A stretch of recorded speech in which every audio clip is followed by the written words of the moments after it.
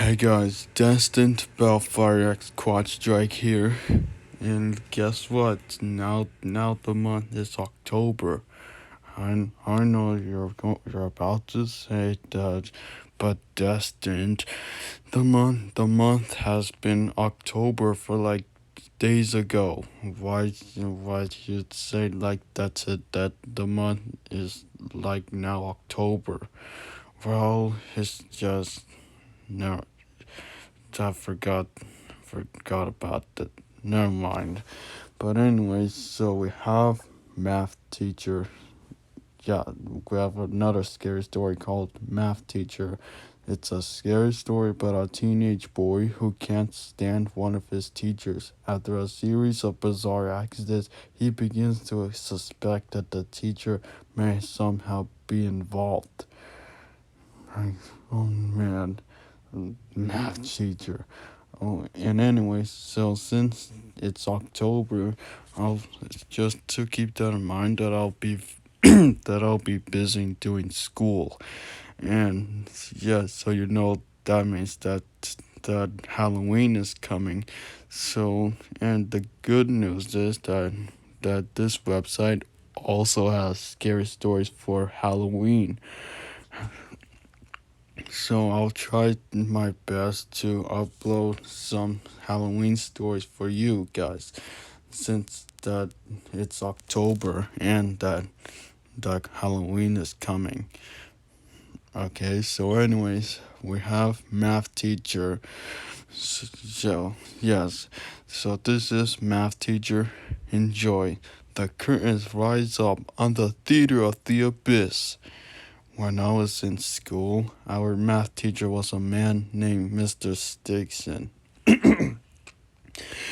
He was quite young, and the girls in my class thought he was handsome at first. He had piercing blue eyes, and always looked like he was in need of a shave. However, from the very first day he came to our school, everybody hated him. He had an incredibly violent temper. At the slightest thing, he would fly into an uncontrollable rage, ranting and raving at anyone who had the misfortune to cross his path. He could often be heard screaming and shouting abuse in the corridors and the classrooms. Sometimes he would even physically threaten the students, but he never actually hit anybody. Even so, my entire class was terrified of him. Even the other teachers seemed to be afraid of him, and they tried to stay out of his way. One day, a girl named Beverly was late to class. She opened the door just as Mr. Stickson was in the middle of lecturing us. He just snapped and began hurling insults and abuse at her. He got right up in her face and was trying to intimidate her, wagging his finger at her and forcing her to back up against the wall. Beverly was usually well behaved a quiet, well behaved girl and didn't deserve the horrible things he was saying about her. He was way too close and invading her personal space. She tried to push him away, but when he put her hands on her, things got much worse. Stickson suddenly drew back and slapped her across the face. We were all completely shocked. Even Beverly couldn't believe what he had done. She stood there dumbfounded for a few seconds, then ran out of the classroom sobbing and clutching her feet. What a grouch and a mean teacher and abusive. Imagine that teacher, Mr. Stickson, has been doing drugs. Yeah, but anyways, continuing. Stickson continued to teaching as if nothing bad had happened. The classroom was completely silent. The tension in the room was palpable. You could have heard a pin drop. Nobody wanted to risk setting him off again. We all knew that Mr. Stickson was going to be in big trouble. The next day, Beverly's mother showed up during class and demanded to speak with Mr. Dixon. He went outside and talked in the corridor and closed the door behind him. The whole class stayed silent, trying to eavesdrop on their conversation. Beverly's mom started screaming at our math teacher, cursing him out and calling him all the names in the book. She said she was going to get him fired for assaulting her daughter. When we peeked out of the window, we saw that Stixon was just standing there in front of her, not moving a muscle. There was a furious scowl on his face, but no matter what she said, he didn't react. It was quite unnerving. That man, or maybe Mr. Stixon would like grab a knife and begin stabbing her. When Beverly's mother finally stopped shouting, she stormed off and Stixon came back into the classroom. His face was bright red and there was a boiling rage in his eyes. Ignoring us, he sat down at his desk and just went through his paper until the bell rang at the end of class. The next morning, when I got to school, I heard the shocking news. When Beverly and her mother had been driving home the day before, they had been involved in an accident. Their car crashed into a telephone pole. The mother was killed on impact and Beverly was in a coma. I was horrified. Some of my classmates were crying. Others just sat at their desk in stunned silence. Everyone was devastated. Could it could it be that Mr. Dixon caused that accident all because of him beating Beverly so bad and her mother shouting at him? I think he is. I think he is involved in the accident. Everyone, that is, except Mr. Dixon. He spent the entire day with a huge grin on his face.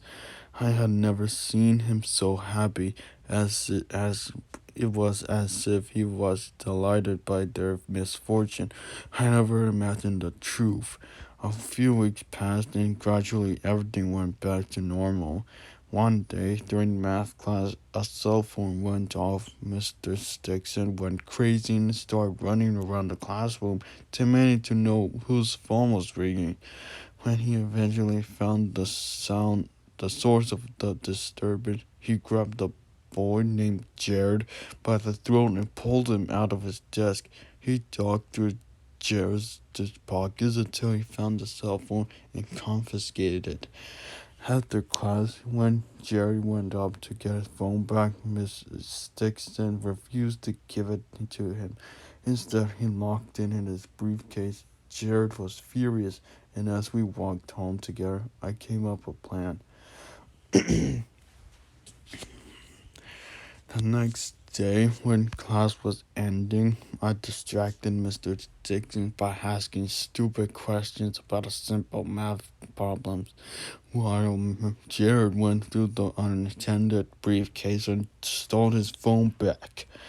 We thought we had pulled a fast one, but after school, as we were walking home, I got the feeling that we were being followed. I turned around and was shocked to see Mr. Dixon's truck slowly cruising along in the street behind us.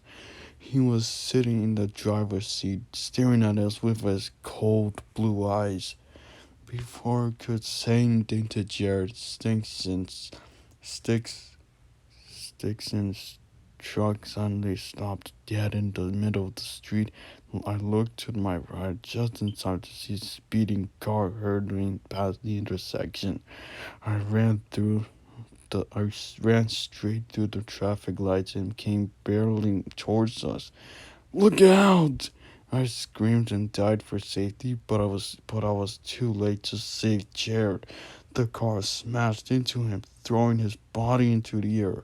It was horrible. I lay on the ground, dazed and confused. When I looked around, I saw Jared's broken and bloodied body laying in the middle of the road. He wasn't moving. Stixon's car was nowhere to be seen. What the heck is going on with Stixon? Is he like wanting to kill his students or something? What was with his attitude? What the heck? An ambulance showed up a few minutes later and took Jared to hospital, but there was nothing the doctors could do for him. An hour later, he was dead. It was a few days before I was felt well enough to return to school. Witnessing the accident was incredibly dramatic. In math class, Dixon just glared at me, never saying a word. He never mentioned anything about the accident or Jared's death. However, he did have a sly smile on his face. One evening, I got a call from Beverly, which really surprised me. She was still in hospital recovering from injuries, but she had come out of her coma and was well enough to speak on the phone. She said that she had heard about Jared's accident and asked me if I had been with him when it happened. I told her that I was with him, and then I told her that Stixon had been there as well. I knew it, she cried. Just before my mother swerved off the road and hit the telephone pole, I saw something. I looked out the window and saw a truck in the lane next to us. Mr. Stixon was in the driver's seat. The rest was just a blur, but I remember him clearly. He was just staring at us. Basically, she said Stixon had somehow caused the accident. I didn't know what to think. It all sounded so crazy, but if Stixon was the scene of both accidents, he had to be involved somehow. It was just too much of a coincidence. Beverly told me to watch out for Stixon. She said he was dangerous and I could wind up being his next victim. I didn't know what to think. The next morning, when I left for school, there was a truck parked at the end of the road. It was Stixon's truck, the same truck I saw yesterday before the accident happened. Couldn't see the driver as I approached. The truck's engine started up and it roared off down the road. It was enough to freak me out. I became it became a nervous wreck. At night, I would look out the window to see Stixon's truck parked outside my house. Sometimes he would allow me to see him sitting in the driver's seat, staring at me with those cold blue eyes. He was trying to intimidate me. After a while, it became obvious that there was something wrong with me. I lost my appetite and seldom ate a thing. I began to lose a lot of weight. I rarely managed to get any sleep. When I did, my dreams were plagued by thoughts of Stixon. My parents assumed I was struggling in school, and eventually Mr. Hawthorne, my science teacher, stopped me in the hallway and told me he wanted to see me in his office. Uh, is there anything you need to tell me about? He asked. Something you need to get off your chest? Something involving Mr. Stixon, perhaps? My jaw dropped. I just nodded. Everything became pouring out. I told him about my suspicions that Mr. Stixon was involved in the accident. When I finished, Mr. Hawthorne had an odd look on his face. He sat there expecting him to call me crazy and throw me out of his office. Instead, he patted me on the shoulder and told me that he believed me. He said that a few years ago, he and Mr. Stickson had been teaching at another school. He also revealed that there had been a couple of very strange accidents at the school during the time Mr. Stickson had been teaching there. Initially, there were problems with vandalism. A few students broke into the classrooms and spray painted graffiti on the walls. They also broke into the teacher's desk and stole some equipment. The last classroom they had been broken was Mr. Stickson's. The next day, three students have been killed in a horrible car crash. Some of the items that had been stolen from the teachers were found in the trunk of the car, and there was a can of spray paint lying on in the back seat. It was obvious that they had been the ones who vandalized the school. Everyone at the school was horrified, all except Sticks, and Mr. Hawthorne grew suspicious when he saw how happy and pleased Mr. Stickson became when he learned about the accident. Sometime later, the school had to let several teachers go. Mr. Hawthorne and Mr. Stigson lost their jobs. The next day, the school administrator who made the cuts was hit by a car. He later died in hospital. Mr. Hawthorne said that when he left the building, he saw Stigson standing in the doorway, just staring at the administrator. He described the same cold, seething glare he had seen. He he told me that he had been keeping an eye on Stickson ever since. I was astonished and didn't know what to say. I told Mr. Hawthorne that we had to do something. If Stickson was responsible for the accident, we had to stop them, and we had to contact the police. Hawthorne shook his head gravely. There's no proof, he said. Stickson can't be tied to anything. Even if the police believed us, they could never make a case. No jury could convict him. Then there's nothing we can do, I said hopelessly. Don't worry, said Mr. Hawthorne. Let me take care of it. That evening, I was walking home from school when I got the strangest feeling that I was being watched. The hair on the back of my neck stood on end. I looked around and saw Mr. Stickson's pickup truck. I was parked on the other side of the street and he was standing right in front of it. A chill ran down my spine. His face was twisted in rage and he was staring at me intently, his eyes cold and filled with malice. The next thing I knew, I felt a squeezing sensation around my neck.